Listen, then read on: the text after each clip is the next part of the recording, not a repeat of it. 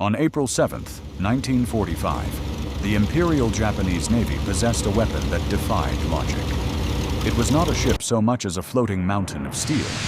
The battleship Yamato weighed 72,800 tons, fully loaded. It was 862 feet long from bow to stern.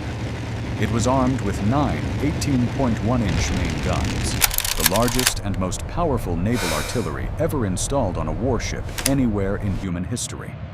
A single shell from one of these guns weighed 3,200 pounds, roughly the weight of a modern sedan, and could be fired over 25 miles. The armor plating protecting the ship's vital spaces was up to 16 inches thick in places, designed specifically to withstand multiple hits from the largest weapons the American Navy had.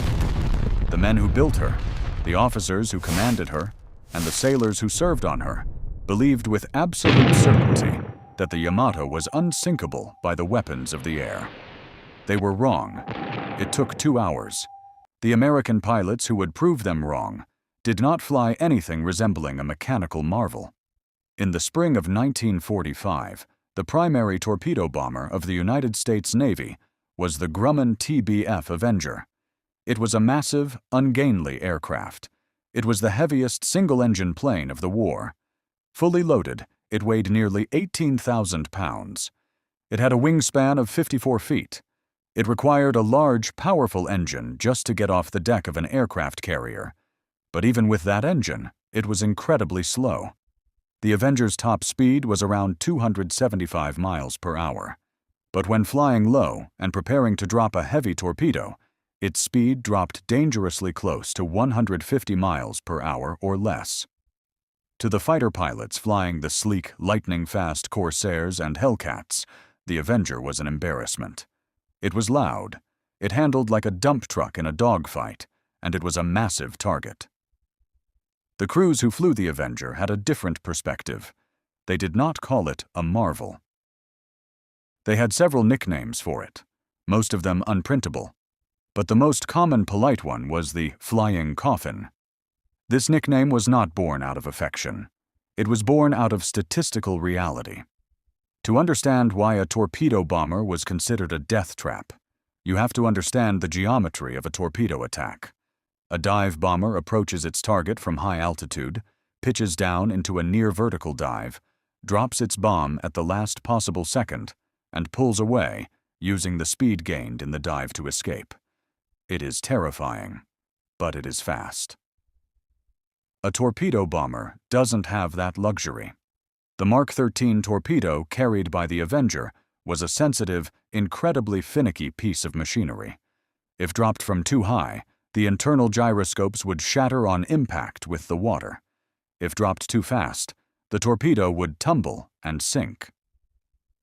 To properly deploy a torpedo, the Avenger pilot had to fly low, usually no more than 200 feet above the ocean surface, and fly slow, holding a perfectly straight and steady course for miles as he approached the target. Imagine trying to drive a truck in a perfectly straight line down a highway at 60 miles an hour. Now imagine doing it while thousands of people line the sides of the highway, all of them doing everything in their power to murder you. When an Avenger began its torpedo run, every gun on the enemy ship turned toward it. Because the plane was flying straight and level at low altitude, it was the easiest target in the sky for naval anti-aircraft gunners to track. The pilots could not jink, they could not weave, and they could not evade. They simply had to fly forward into a literal wall of exploding steel and shrapnel, hoping the enemy gunners missed long enough for them to drop their weapon.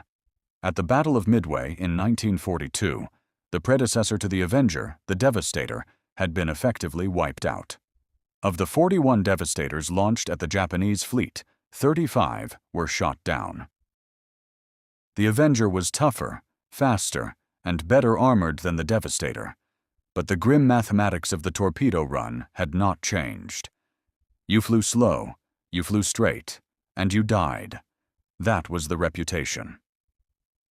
The men flying these aircraft on the morning of April 7th knew exactly what they were flying. Lieutenant Commander John Waldron had led Torpedo Squadron 8 at Midway, and every single man in his squadron except one had been killed holding a straight line into Japanese guns. The current generation of Avenger pilots understood the legacy they inherited. They were young men, mostly in their early 20s. Many of them had barely driven a car before enlisting, and now they were wrestling 18,000-pound aircraft off pitching wooden decks in the middle of the Pacific Ocean. Their cockpits smelled of high-octane aviation fuel, hot oil, and the sharp tang of salt spray. The engine vibration rattled their teeth. They knew their aircraft was considered slow. They knew their mission profile was considered suicidal. But they also knew something else. A fighter could shoot down an enemy plane. A dive bomber could blow a hole in a ship's deck. But only a torpedo passing perfectly below the waterline could rip the bottom out of a battleship and send it to the floor of the ocean. They carried the weapon that ended empires. They just had to survive long enough to drop it. On April 6, 1945, American submarines operating off the coast of Japan detected the Yamato moving south through the Bungo Strait. The massive ship was not alone. She was accompanied by a light cruiser and 8 destroyers. But she was notably lacking one crucial asset. She had no air cover. The Japanese Air Force had been utterly decimated over the previous 3 years of relentless combat. There were no Zeros left to protect the pride of the fleet. The Yamato was embarking on a mission named Operation Tengo. It was not a tactical maneuver. It was a strategic suicide mission. The American forces had landed on Okinawa, islands dangerously close to the Japanese mainland. The Yamato was ordered to sail to Okinawa, blast her way through the American invasion fleet using her massive 18-inch guns, intentionally beach herself on the shore, and function as an unsinkable fortress until she was destroyed. The crew was given enough fuel for a one-way trip. The commander-in-chief of the combined fleet, Admiral Suemu Toyota, had issued the order with the understanding that the ship and its over 3,000 sailors were not coming back. Admiral Seiichi Ito, commanding the task force from the bridge of the Yamato, accepted the order. He was a deeply traditional officer. He understood that the military situation was hopeless, and he understood that his ship was being sacrificed for honor rather than military victory. He did not protest. He prepared his men to die. When Admiral Raymond Spruance, commanding the American Fifth Fleet, received the submarine reports of the Yamato's movement, he initially prepared a traditional naval response. He ordered his own battleships to form a line and intercept the Japanese Leviathan. This would have been a clash of titans, surface ships firing massive shells at each other over the horizon, precisely the kind of battle the Yamato had been built to win. But Admiral Mark Mitcher, commanding Task Force 58, the American fast carrier force, had a different philosophy. Mitcher was an aviator. He believed the era of the battleship was over. He believed his aircraft could do what massive surface ships could not. Before Spruance could finalize his battleship interception, Mitcher launched his strike. He did not send a single ship. He sent an armada of the air. Nearly 300 aircraft launched from the swaying decks of multiple carriers: Corsairs, Hellcats, Helldivers, and the slow, heavy, ungainly Avengers. The pilots sitting in the cockpits of the Avengers heading north toward the Yamato understood the scale of the target. They had been briefed on the intelligence estimates. They knew they were flying against a machine designed to be indestructible. They knew the Yamato had more anti-aircraft guns than any single ship floating on the ocean. The Japanese engineers had packed the deck with a staggering array of weaponry. The ship carried over 150 25mm anti-aircraft cannons, along with 24 5-inch dual-purpose guns. But the most terrifying weapon in the Yamato's defensive arsenal was something called the Sanshiki, or beehive shell. This was not a standard anti-aircraft shell. It was a massive 18-inch round fired from the main batteries. Inside the shell were thousands of incendiary tubes and steel splinters. The shell had a timed fuse designed to detonate in the air ahead of an incoming formation of aircraft. When it exploded, It created a massive, expanding cone of fire and shrapnel, mathematically designed to rip through multiple aircraft simultaneously. Essentially, the Yamato was a giant shotgun, capable of firing blasts of fire miles into the sky. The American pilots found the Japanese task force shortly after noon on April 7th. The weather was abysmal. A low-cloud ceiling hung around 3,000 feet, hiding the sun and casting a bleak gray light over the turbulent ocean.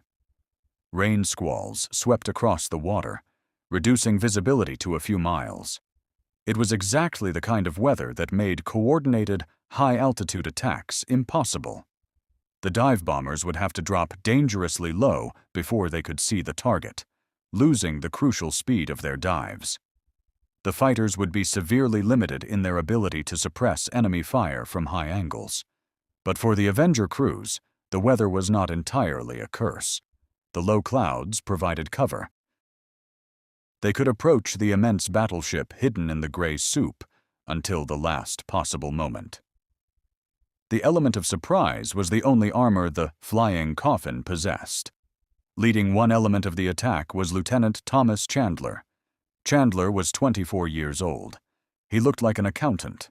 He had a slight build and wire-rimmed glasses, and he flew the hulking Avenger with mathematical precision. He did not fly with bravado. He analyzed the geometry of every attack run, calculated closing speeds, and planned his drop angles long before he engaged the enemy. Chandler saw the Yamato before the Japanese saw them. Breaking through a patch of low cloud, the colossal mass of the battleship appeared below against the dark sea. She was moving fast, cutting a massive white wake through the gray waves, surrounded by her small, desperate escorts. Chandler immediately keyed his radio. He did not use poetic language.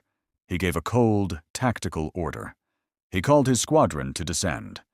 They pushed the noses of their heavy bombers down, picking up what little speed the Avengers could muster, and dropped toward the deck. They needed to get incredibly low to avoid the radar tracking of the big Japanese guns. As they dropped rapidly toward the ocean surface, flattening out their approach, the massive gray fortress of the Yamato grew larger in their windshields. The Japanese had spotted them. The sea around the battleship began to erupt. The first response from the Yamato was not the frantic chatter of machine guns. It was the terrifying, earth-shattering roar of her 18-inch main batteries firing the Sanshiki beehive shells. The sound was not a bang. It was a concussive shockwave that pilots felt in their chests, even screaming through the air miles away. Seconds later, the air in front of the approaching Avengers detonated. Massive spheres of fire, instantly expanding into deadly clouds of burning incendiary tubes and jagged steel, blossomed directly in their flight path. The sheer scale of the anti-aircraft fire was unlike anything any pilot had ever encountered. The sky turned from gray to black and violently yellow. Chandler felt his heavy aircraft shudder violently as the shock waves from the 18-inch blasts tossed the 18,000-pound plane around like a toy. Shrapnel began to tear through the thin aluminum skin of the fuselage behind him. The Avengers had entered the zone of death. They were committed. The pilots gripped their controls, their knuckles white under leather gloves, staring straight ahead into the storm of fire. They could not turn. They could not dive. They pushed their throttles to maximum and forced the flying Coffins to fly true. The geometry of the kill demanded it. The Yamato had to be stopped, and they held the only weapons heavy enough to break its spine. The engagement had begun, and the mathematical reality of survival dropped to zero. There was only the straight line, the roaring engine, and the mountain of steel waiting in the dark water ahead. The Japanese defenses covering the Yamato were not just a random assortment of guns firing into the sky. They were a layered mathematical system designed to obliterate anything approaching the battleship from any angle or altitude. At maximum range, the 18-inch main batteries fired the Sanshiki beehive shells. If aircraft survived that, they entered the range of 24 massive 5-inch dual-purpose guns. These fired high-explosive shells equipped with sophisticated time delay fuses, designed to explode near aircraft and destroy them with concussive force and shrapnel. Finally, if an attacker managed to penetrate deeply into the formation, they faced a literal wall of hot metal from over 150 25mm anti-aircraft cannons, firing simultaneously. The sheer volume of tracers filling the air made the sky look like a solid net of glowing red lines. You didn't just fly through it. You pushed your aircraft against physical pressure created by the explosions. Lieutenant Thomas Chandler gripped the control stick of his Avenger. The heavy aircraft bucketed wildly in the turbulence caused by near misses. The noise inside the cockpit was deafening. The roar of the large Wright Cyclone radial engine was entirely drowned out by the continuous, rolling thunder of the Yamato's heavy guns. Chandler was flying at 150 feet above the dark, white-capped ocean. He was flying at perfectly level speed. He was exactly where the Japanese gunners wanted him. But Chandler was not alone. The American attack strategy relied on a horrifying, complex synchronization. It was designed to overload the Japanese fire control directors.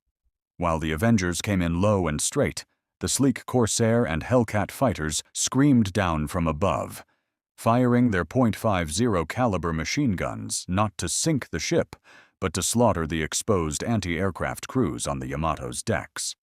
Simultaneously, the Helldiver dive bombers dropped almost vertically out of the low clouds, their sirens screaming, releasing armor-piercing bombs aimed at the ship's superstructure. The strategy was brutally effective, but it was not clean. The Yamato's gunners were seasoned veterans who knew they were already dead men. They did not flinch when the fighters strafed their positions. They kept firing until they were killed, and when an anti-aircraft crew was wiped out, replacement sailors simply stepped over the bodies and grabbed the hot handles of the 25mm cannons to continue pouring fire into the sky. Chandler's Avenger was taking hits. Small caliber rounds began to punch through the massive wings of the aircraft. He felt the heavy controls shudder with every new hole, but the big Grumman airframe was shockingly robust. The flying Coffin was slow and ugly, but it was practically an airborne tank. Its size, which made it such an easy target, also meant it could absorb an astonishing amount of punishment before failing. A Zero fighter hit by the same fire would have disintegrated instantly. Chandler pushed his throttle forward, squeezing every last knot of speed out of the groaning engine. The targeting procedure for the Mark 13 torpedo was an archaic exercise in terrifying mathematics. The pilot had to visually calculate the speed of the battleship, estimate its exact course, guess the wind speed, factor in his own aircraft's speed, and determine an interception angle. There was no computer. There was an optical ring sight and instinct. Chandler watched the Yamato through his rain-slicked windshield. The battleship was maneuvering violently, carving massive, foaming S-curves into the turbulent water in an attempt to present the narrow bow or stern to the incoming torpedo planes, making herself a smaller target. The ship was moving at an astounding 27 knots, an incredible speed for a vessel displacing over 70,000 tons. She was surprisingly agile. Chandler keyed his radio, coordinating with the other 5 planes in his division. They did not attack as a single group from one direction. That would allow the Yamato's captain to simply turn the ship to evade. Instead, the Avengers executed an anvil attack. They split up, swinging wide around the battleship and approaching simultaneously from both the port and starboard sides, approaching off her front quarter. If the Yamato turned hard to avoid the torpedoes coming from the left, she would expose her massive broadside perfectly to the torpedoes coming from the right. There was no escape angle. The air was absolute chaos. Chandler was so low to the ocean that the prop wash from his Avenger was kicking up a trail of white spray behind him. The sky was literally dark with anti-aircraft bursts. He lined up his approach on the port side of the immense gray mountain of steel. The ship was growing massive in his windscreen. It did not look like a vessel. It looked like an island erupting with fire. He waited. He had to get close. The closer he dropped, the less time the Yamato had to evade. The recommended drop range was 1,000 yards. At that range, against those guns, it was almost guaranteed death. He held his course. The pressure in the cockpit was immense. He could see the flash of the individual anti-aircraft guns. He could see the bright tracers streaking straight into his face. 800 yards. 600 yards. Every instinct in his brain screamed at him to pull up, to turn away, to survive. But the mathematics of the mission demanded that straight line. At exactly 500 yards, Chandler's hand hit the heavy manual release lever. A massive jolt shuddered the airplane. He felt the Avenger suddenly leap upwards as roughly 2,000 pounds of high-explosive torpedo dropped free from the bomb bay. There was no time to watch it hit the water. The instant the weapon was gone, Chandler ripped the heavy control stick hard to the right and stomped on the rudder pedal, throwing the massive plane into a brutal evasion bank just feet above the ocean. He yanked the throttle back to manipulate the torque and tried to disappear into the smoke and the sea spray. The Mark 13 torpedo hit the water perfectly. It did not sink. It did not tumble. Its internal gyroscopes spun up perfectly, leveling the weapon at precisely the requested depth. The engine ignited, and it began its straight, high-speed run toward the Yamato's port side. On the bridge of the Yamato, Admiral Ito and Captain Kosaku Aruga watched the attack unfold with cold resignation. They had survived the initial waves, but the sheer volume of aircraft was overwhelming the defenders. They saw the splashes in the water as multiple torpedoes were released on both sides of the bow. Aruga immediately ordered evasive maneuvers, banking the massive ship hard to starboard to comb the tracks of the incoming weapons coming from the port side. It was mathematically impossible. The anvil attack had functioned perfectly. As the Yamato swung hard to avoid Chandler's port side attack, she fully exposed her entire, massive, vulnerable flank to the Avengers dropping from the starboard side. The first hit was catastrophic. The torpedo struck the forward port side of the battleship. The explosion was muted underwater, but the result was a violent, physical shock wave that violently threw men off their feet deep inside the armored hull. A towering column of white water, hundreds of feet high, geysered up the side of the ship, momentarily hiding the forward turrets. The 16-inch armored belt of the Yamato was incredibly thick, but the torpedo did not hit the armor belt. By design, the American torpedoes were set to run deep, sliding just under the thickest part of the armored belt to strike the thinner hull plating below the waterline. The explosion ripped a massive jagged hole in the steel side of the vessel. Thousands of tons of cold seawater violently rushed into the lower compartments in seconds. Almost immediately, 2 more torpedoes struck the Yamato in quick succession, hitting the port side closer to the stern. The mathematics of the damage mounted instantly. The massive outer hull was breached in multiple locations. The inner bulkheads, designed to contain flooding, were buckled and shattered by the immense concussive force of high explosives detonating directly against the steel frame. Deep within the ship, in the dimly lit engineering and damage control spaces, chaos erupted. The watertight doors were ordered sealed, but the localized damage was so severe that some automated systems failed. Men working in the lower engine rooms were instantaneously drowned as the sea roared in with the force of an avalanche. The immediate tactical effect was devastating. The Yamato was designed with advanced counter-flooding systems. If the ship took damage on one side and began to list, standard protocol was to intentionally flood compartments on the opposite side to balance the vessel. It was an extreme measure, but necessary to keep the massive main guns level and capable of firing. However, the sheer volume of water entering from 3 simultaneous heavy torpedo hits on the port side overwhelmed the damage control pumps almost instantly. The Yamato, the unsinkable mountain of steel, began to noticeably list to port. It was only 5 degrees at first, but on a vessel that displaces 70,000 tons, A 5-degree list means millions of pounds of mass have shifted entirely off balance. The deck was visibly slanted. The anti-aircraft gunners on the starboard side found themselves aiming their weapons awkwardly down at the water, while the port side crews struggled to elevate their guns high enough. In the sky, Thomas Chandler wrestled his heavily damaged Avenger away from the battle space. His aircraft had over 30 holes in the fuselage and wings. His radio was dead, shot out by an exploding 5-inch shell fragment. His hydraulic system was leaking thick fluid across his boots, but the big radial engine was still turning. The flying Coffin had survived the straight line. Chandler twisted awkwardly in his seat and looked back through the dirty canopy. He saw the black smoke billowing from the side of the greatest battleship ever built. He saw the massive ship curving in the water, wounded and bleeding heavily.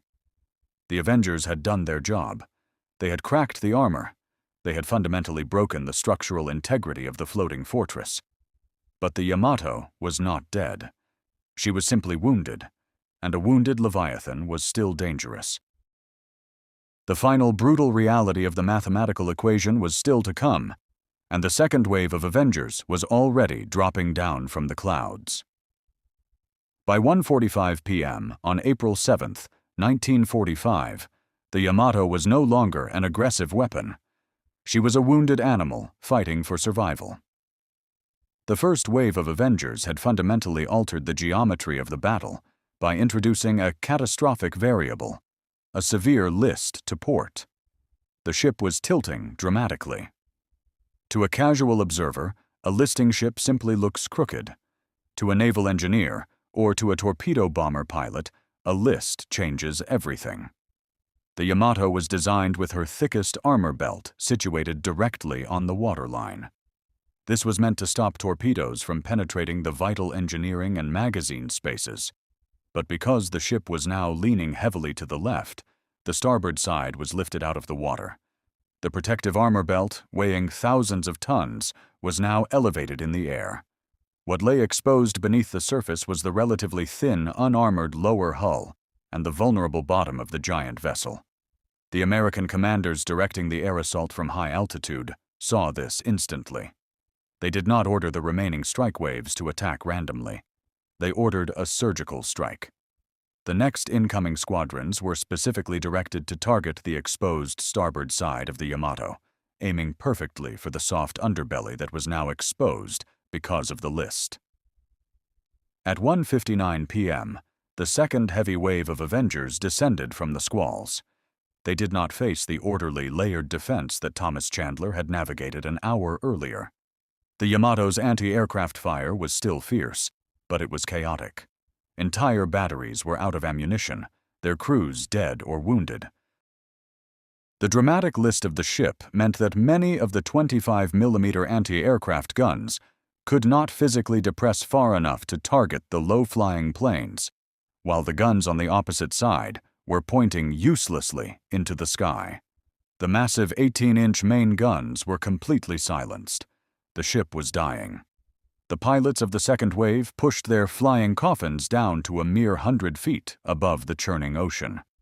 They flew straight into the storm, their heavy Wright cyclone engines roaring a low guttural vibration that shook the air. The Avengers were battered, some of them trailing smoke from damaged oil lines before they even released their weapons, but they held the straight line. The pilots knew this was the kill shot. They dropped their torpedoes perfectly against the Yamato's right side. The mathematics of the destruction accelerated. 3 heavy Mark 13 torpedoes slammed violently into the exposed lower hull of the starboard side almost simultaneously. The damage was not simply a hole, it was structural failure. The explosions crushed the inner bulkheads inward, destroying the starboard outer engine room and the starboard boiler rooms. Water rushed into the cavernous spaces with unimaginable violence, drowning hundreds of men in total darkness in a matter of seconds. On the bridge, the situation transitioned from desperate to hopeless. The list, which had been stabilized at roughly 10 degrees, suddenly increased to 15, then 18 degrees. Men on the sloped, wet deck could no longer stand upright. They began sliding toward the port side railing, tumbling into the freezing, oil-slicked ocean. The ship's communication systems failed completely. Officers resorted to shouting orders through voice pipes or running messages through chaotic, darkened, and flooding corridors. Admiral Ito realized the end was near. He received reports that the steering gear was completely jammed.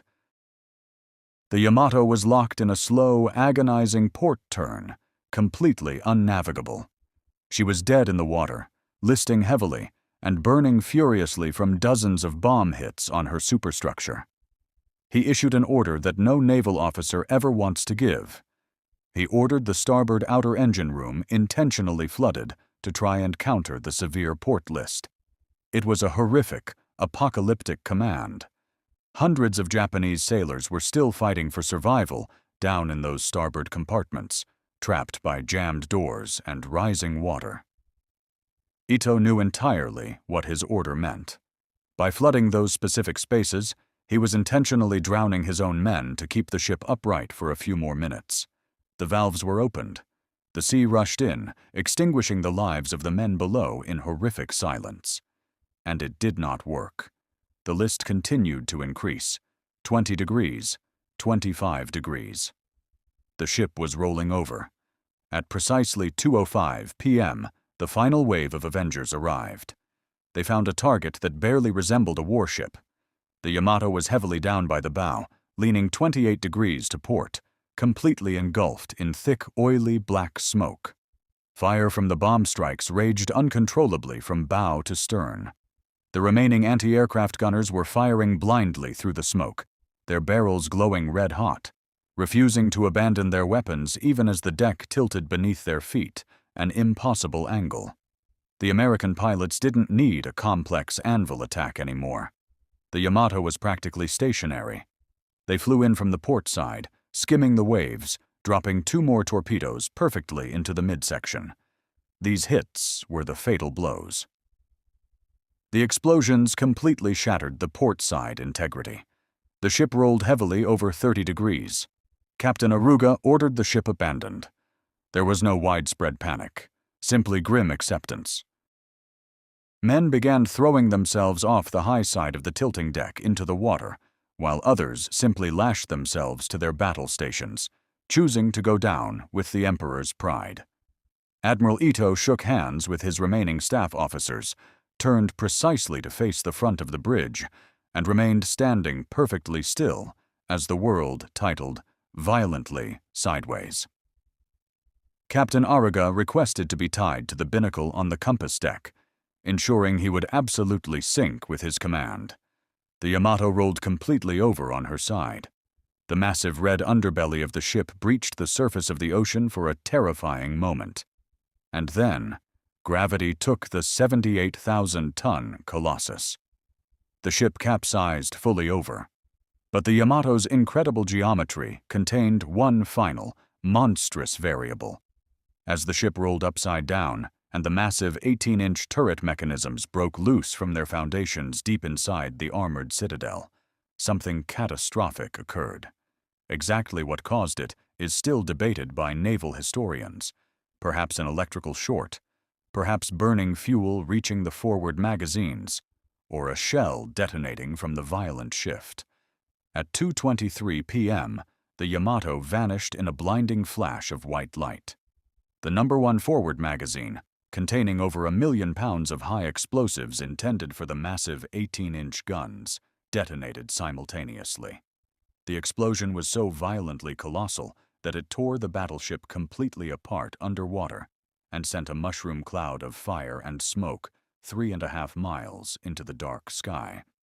The shockwave of the blast was so massive that American pilots flying thousands of feet overhead reported their large airplanes being picked up and violently thrown by the atmospheric concussion. Several Avengers flying low near the blast radius were simply blown out of the sky by the sheer concussive pressure of the detonation. The cloud could be seen from over 100 miles away. The sound of the explosion was reportedly heard in southern Japan, 200 miles to the north. When the smoke finally cleared, the ocean was entirely empty. The pride of the Imperial Japanese Navy, the indestructible floating mountain, was gone beneath the waves. Of extreme over 3,330 men aboard, fewer than 300 survived, clinging to debris in the oil-stained water. Thomas Chandler landed his damaged Avenger back on his carrier deck. The plane was barely flying. The ground crew counted over 60 bullet and shrapnel holes in the fuselage. The heavy radial engine sputtered and died on the deck, exhausted. Chandler climbed down from the cockpit. He did not celebrate. He filed his debriefing regarding the torpedo drop, requested a mechanic look at the hydraulic line, and went to his bunk. He was a young man who had just participated in ending an era. The sinking of the Yamato was not just a military victory. It was a complete paradigm shift in the history of warfare. The Japanese had built the ultimate expression of naval gunnery, a battleship so large and armored it was believed to be essentially immortal. It was designed to win the wars of the past, standing toe-to-toe with other massive steel ships, exchanging broadsides over the horizon. But the future did not arrive on the horizon. The future fell from the sky. The era of the battleship was brutally extinguished in exactly 2 hours by young men in their early 20s, flying 18,000-pound ugly, slow airplanes that everybody called a flying coffin. The Avenger torpedo bomber was not sleek. It was not fast. It was an embarrassment to fighter pilots, mathematically unsound in a modern dogfight, and suicidal in its attack profile. But on April 7, 1945, that slow, heavy aircraft drew a perfectly straight line through hell, dropped its weapon, and ended the reign of the battleship forever. They called it a coffin, and it buried the greatest warship the world had ever seen,